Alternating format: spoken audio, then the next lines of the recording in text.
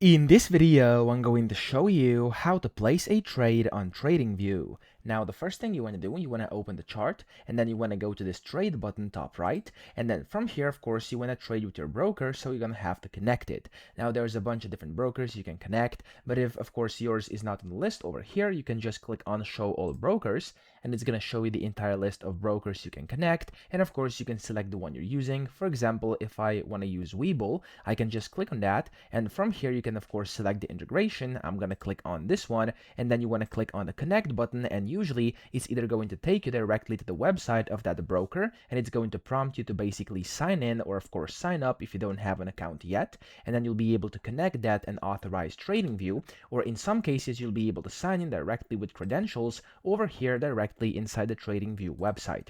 Now of course you could also use a paper trading mode over here, which is like demo trading. So this is like paper funds over here. It's a simulator.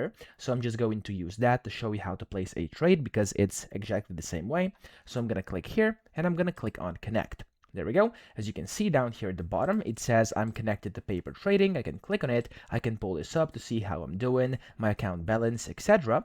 And then of course, if you want to start trading, you actually have two options. So to place a trade, you could either go to the top over here, top left, where you can see sell and buy buttons, and you can just select if you want to sell or buy and place a trade that way. And it's going to open that side window over here on the right.